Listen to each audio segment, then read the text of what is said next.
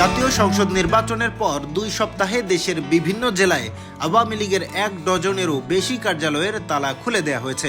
কোথাও তালা না খুলে কার্যালয়ের সামনে ব্যানার ও স্লোগান দিয়ে দলের সক্রিয়তা প্রদর্শন করা হয়েছে। দলটি মূলত সরকারের মনোভাব যাচাই করতে এবং কারাবন্দী নেতাকর্মীদের জামিনে সমস্যা হচ্ছে কিনা তা দেখার চেষ্টা করছে। ভারতে অবস্থানরত দলের সভাপতি শেখ হাসিনার নির্দেশে জেলা ও মহানগর পর্যায়ে কিছু কার্যালয় খোলার চেষ্টা করা হচ্ছে। তৃতীয় ও চতুর্থ স্তরের নেতারা এই উদ্যোগে নেতৃত্ব দিচ্ছেন। কিছু ক্ষেত্রে বিএনপির স্থানীয় নেতাদের পরোক্ষ সহায়তা বা সবুজ সংকেতও পাওয়া গেছে বলে দলের সূত্রগুলো জানিয়েছে। আওয়ামী লীগের কার্যালয়ে জাতীয় ও দলীয় পতাকা উত্তোলন করা হয়েছে। গোপালগঞ্জের মুকসুদপুরে উপজেলা কার্যালয়ে পতাকা উত্তোলন করা হয়েছে। তবে দলের ভেতরে কেউ কেউ মনে করেন এত দ্রুত সক্রিয় হলে বিএনপি রাজনৈতিক চাপে পড়তে পারে, তাই কিছু জায়গায় সীমিত সক্রিয়তা দেখানো হচ্ছে।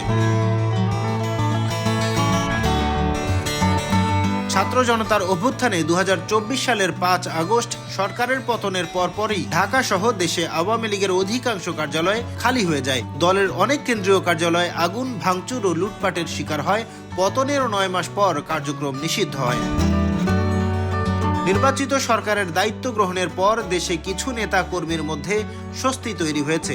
ভোটে আওয়ামী লীগের সমর্থকদের একটি অংশ বিএনপিকে সমর্থন করায় সরকার প্রকাশ্যে কঠোর অবস্থান নাও নিতে পারে। তবে শীর্ষ নেতাদের জামিন ও কার্যালয় খোলার বিষয়ে এখনও রাজনৈতিক অগ্রগতি এবং সরকারের প্রতিক্রিয়ার উপর নির্ভর করছে। তবে জামিনে ইতোমধ্যেই কিছু প্রবীণ ও অসুস্থ নেতা মুক্তি পেয়েছেন, যেমন ঠাকুরগাঁও ও বরিশালের সাবেক সংসদ সদস্যরা জামিনে মুক্তি পেয়েছেন। এই ঘটনায় দলের মধ্যম ও নিম্ন পর্যায়ের নেতাকর্মীদের মধ্যে আশা দেখা দিয়েছে।